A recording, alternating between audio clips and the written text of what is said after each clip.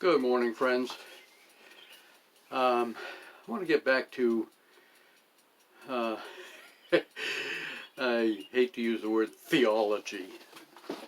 It's not theology. It's not the study of God. It's the seeking of God. I find most people, and okay, let me start by saying Thelma and I grew up in the Advent Christian Church here in Mechanic Falls, and I still have high appreciation of Advent Christian doctrine, so to speak.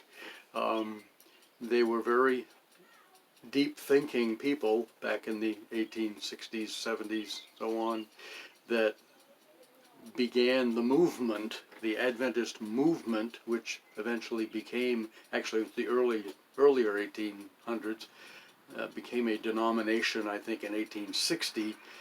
Beside the point, it's immaterial. What's important is that people were seeking truth about God.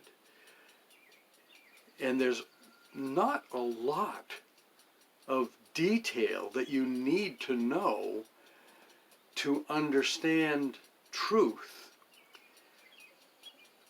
Churches, we grew up, like I said, in the Advent Christian Church since the time I was 6, Thelma was 5. Or I was 5 and she was 4. Anyway, around age 5. And good people, good pastors, many good pastors. Not all, but many. Some better than others.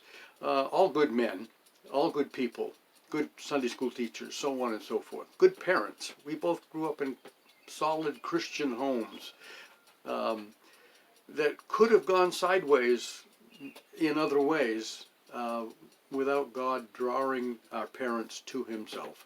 And that's what God does. God draws people. But we grew up in confusion. That's the sad part. We were never really clear on the important details of salvation, being saved, having eternal life. We're not born with eternal life. We are forgiven. See, we weren't sure that we were even, we were sure we were forgiven if we had just asked. The whole clean slate mentality is wrong and depressing because none of us can keep our slate clean. That is the truth. Okay? We are a fallen race. Adam and Eve sinned. These are biblical truths and these are real truths. And that was the fall. And sin entered, and with it all of death and destruction and Satan and all that. Satan existed prior to that, obviously. We don't know the whole detailed history of Satan, but he is not God's equal for certain. He is a created being, and he will eventually be destroyed with all other evils. They will be destroyed at the end of time, which is a created thing. But I don't want to get off in the weeds here. When Jesus came 2,000 years ago, roughly, and lived a perfect life, he was God's son. This is a fact. This is a necessary fact to faith. When he died on that cross, we were forgiven.